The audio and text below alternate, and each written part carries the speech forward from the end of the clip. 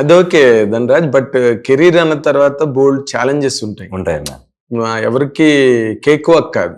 అవును. చిరంజీవి గారి దగ్గర నుంచి తీసుకుంటే అన్నా ఎవరికి కేక్ వాక్ కాదు.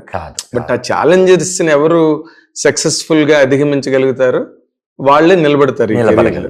నీ వరకు నీకు ఇవి నా ఛాలెంజెస్ అని చెప్పుకోవాలనుకుంటే ఏం చెప్తావు ధనరాజ్?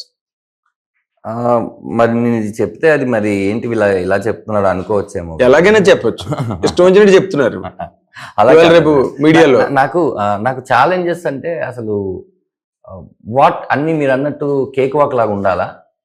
నాకు నేను ప్రశ్నించుకునేది, ఆ కేక్ వాక్ లాగా ఉంటే నువ్వెందుకు? నాలో ప్రతిదానికి ఒక క్వశ్చన్ ఉంటుందన్న.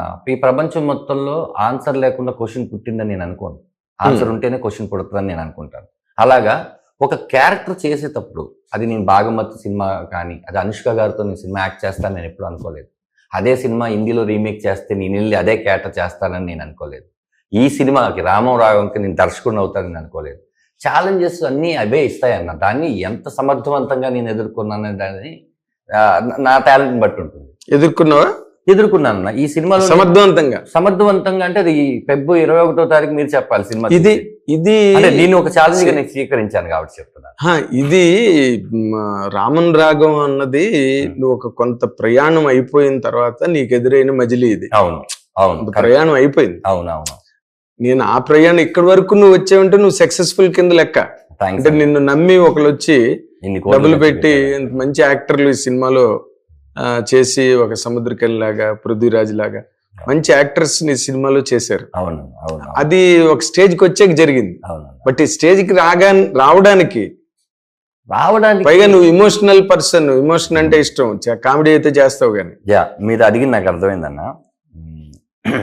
ఒక ఊరి నుంచి ఒక 9ో 10ో మధ్యలో చదివేసిన ఒక వ్యక్తి సినిమా ఇండస్ట్రీకి హీరో అయిపోదామని 400 రూపాయలు పెట్టుకొని అమ్మ పప్పుల డబ్బాల చెప్పా పెట్టకుండా ఒక లారీ ఎక్కేసి వచ్చిన వ్యక్తికి ఈ ప్రపంచమే పెద్ద ఛాలెంజ్ లాగా కనిపిస్తుంది నాకు. అది కూడా సినిమా ఇండస్ట్రీ ఇంకా పెద్ద ఛాలెంజ్ అనిపిస్తుంది. ఇక్కడికి వచ్చి ఇక్కడి నుంచి నేను వెనక్కి వెళ్ళకూడదు, ఇక్కడే ఉండాలని పట్టుకొని ఈరోజు నేను ఏదైతే కలగన్నానో అది నా 20 ఏళ్ల కిందట కళ అయితే అది నెరవేర్చుకొని ఈ జీవితంలో జరుగుతున్న ప్రతి వ్యక్తులు, నాకు తారాసపడిన ప్రతి వ్యక్తులు, మంచి వాళ్ళైనా చెడ్డ వాళ్ళైనా వాళ్ళందరినీ ఎదిరించి ఈరోజు ఇక్కడ కూర్చొని మీతో నేను ఇంటర్వ్యూ చేస్తున్నానంటే ఎన్ని ఛాలెంజ్లు ఎదుర్కొని ఉంటాను. అందుకే కదా దానిలో ప్రధానమైన మలుపు తిప్పిన ఛాలెంజెస్ ఉంటాయి.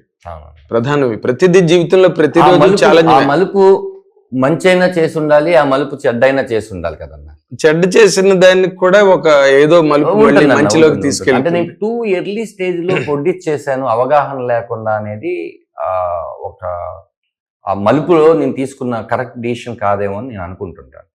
ఎందుకంటే నేను నిర్మాతను అవ్వాలి అని చెప్పి ఒక మంచి కథని ఎన్నుకొని ఆ మంచి కథని కరెక్ట్ గా త్రో చేసుంటే ఎస్ ఐఎమ్ వెరీ హ్యాపీ.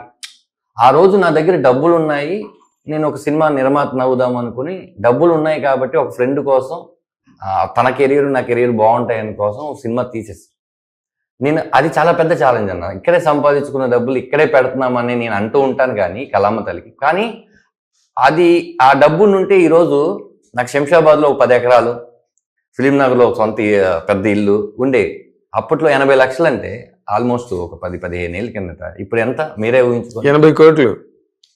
అది మరి ఇప్పుడు చూసుకుంటే కానీ తృప్తిగా ఉంది. ఏంటంటే నేను ఆ 400 రూపాయలు తీసుకుని వచ్చిన వ్యక్తి ఒక 80 లక్షలు పెట్టి సినిమా తీయడం, అందులో కష్ట నష్టాలు పక్కన పెట్టండి, ఇటు చూసుకుంటే అది ఒక సక్సెస్ జర్నీ లాగా అనిపిస్తుంది. డబ్బులు పోయినాయి ఏంటంటే అది ఆ జర్నీ కరెక్ట్గా లేదనిపిస్తుంది.